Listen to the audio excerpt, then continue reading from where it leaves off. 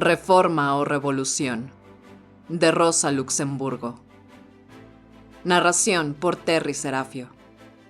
Primera parte. 1. El método oportunista. Si se acepta que las teorías son la imagen de los fenómenos del mundo exterior en el cerebro de los hombres, a la vista de la teoría de Edward Bernstein, habría que añadir en todo caso, aunque a veces son imágenes inadvertidas. Es la suya una teoría sobre la implantación del socialismo mediante reformas sociales, formulada después del completo estancamiento de la reforma social alemana. Una teoría del control del proceso de producción, formulada después de la derrota de los metalúrgicos ingleses. Una teoría de ganar la mayoría parlamentaria formulada tras la reforma constitucional de Sajonia y los atentados contra el derecho de sufragio universal.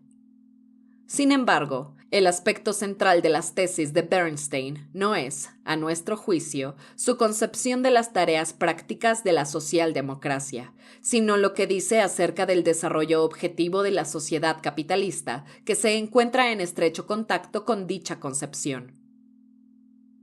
Según Bernstein, el desarrollo del capitalismo hace cada vez más improbable su hundimiento general, debido a que, por un lado, el sistema capitalista muestra cada vez mayor capacidad de adaptación y, por otro lado, la producción se diversifica cada día más.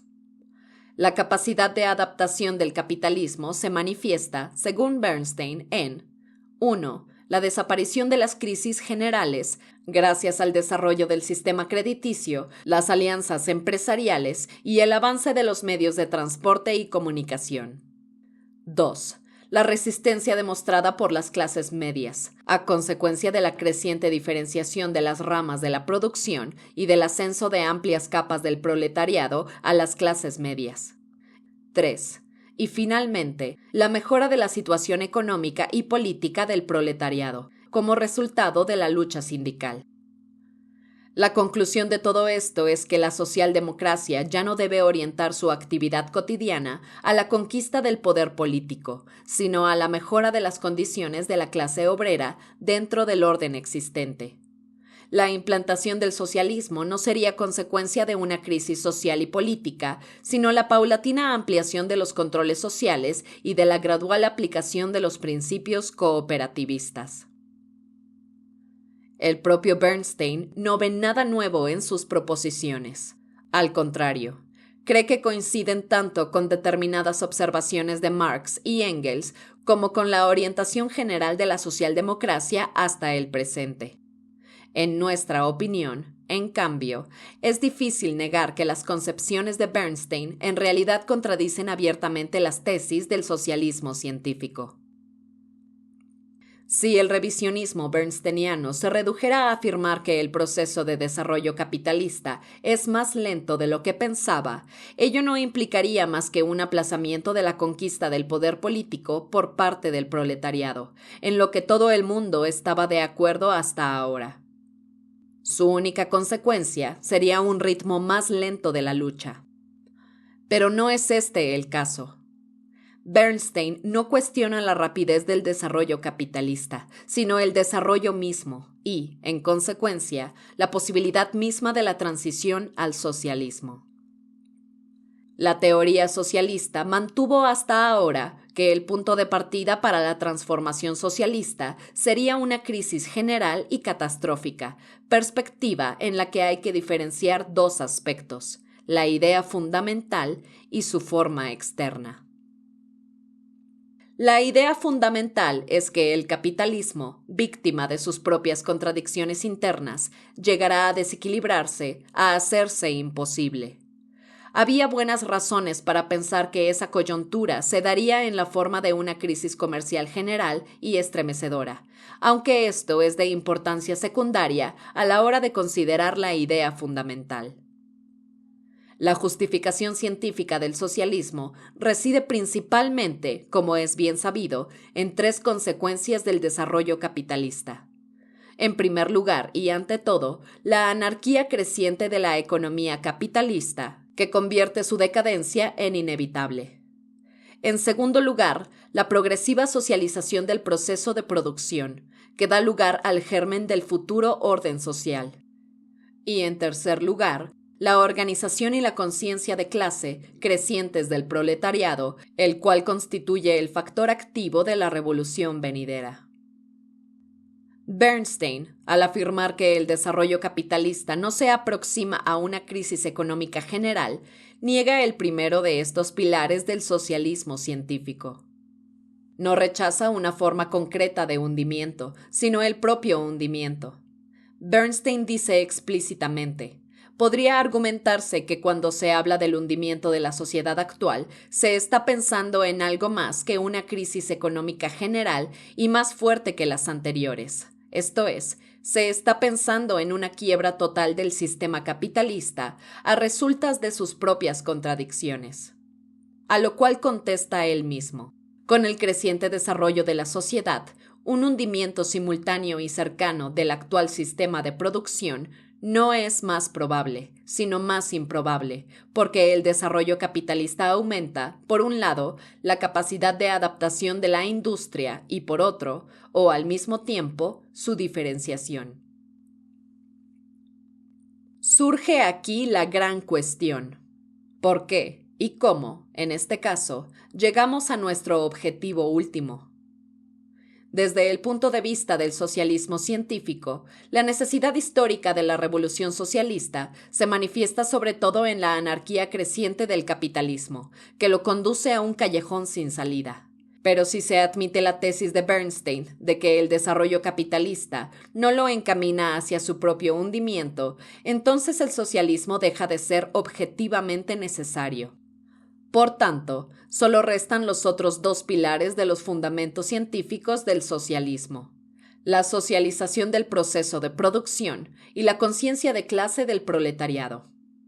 A esto se refiere asimismo Bernstein al decir: la eliminación de la teoría del hundimiento en absoluto priva a la doctrina socialista de su poder de convicción, puesto que, pensado con más detenimiento, ¿qué son en realidad todos los factores de eliminación o modificación de las antiguas crisis que hemos mencionado?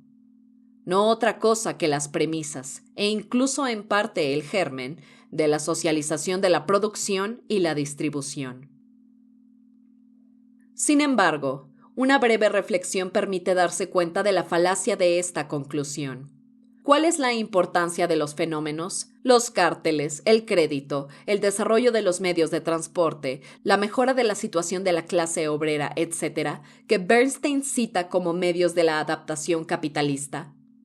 Evidentemente que eliminan o, al menos, atenúan las contradicciones internas de la economía capitalista, frenan el desarrollo o la agudización de dichas contradicciones. De este modo, la eliminación de las crisis solo puede significar la eliminación de la contradicción entre producción y distribución en el sistema capitalista.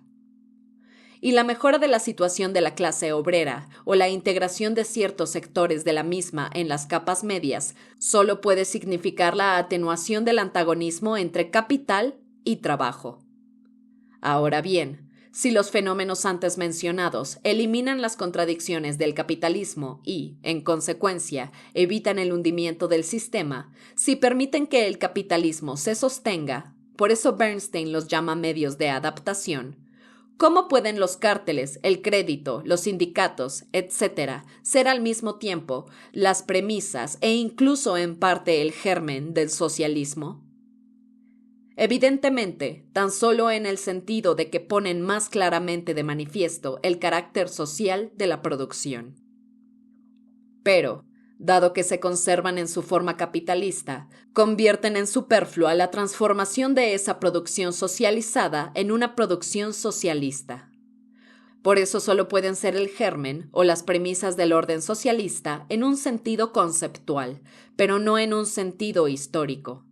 Es decir, son fenómenos que, a la luz de nuestra concepción del socialismo, sabemos que están relacionados con este, pero que en realidad no conducen a la revolución socialista, sino que la hacen superflua. Como único fundamento del socialismo nos queda, por tanto, la conciencia de clase del proletariado. Pero, en este caso, ya no es el simple reflejo intelectual de las cada vez más agudas contradicciones del capitalismo y su próximo hundimiento, que será evitado por los medios de adaptación, sino un mero ideal cuyo poder de convicción reside en la perfección que se le atribuye. En pocas palabras, lo que aquí tenemos es una justificación del programa socialista a través de la razón pura, es decir, una explicación idealista del socialismo, que elimina la necesidad objetiva del mismo como resultado del desarrollo material de la sociedad. La teoría revisionista se enfrenta a un dilema. O bien, la transformación socialista es, como se admitía hasta ahora, la consecuencia de las contradicciones internas del capitalismo, que se agudizan con el desarrollo capitalista, rematando inevitablemente, en un momento dado, en su hundimiento, siendo entonces inútiles los medios de adaptación y correcta la teoría del hundimiento, o bien los medios de adaptación evitarán realmente el hundimiento del sistema capitalista y, de ese modo, permitirán que éste, al superar sus propias contradicciones, se mantenga, con lo cual el socialismo deja de ser una necesidad histórica y pasa a ser lo que sea, excepto el resultado del desarrollo material de la sociedad. Este dilema lleva a otro.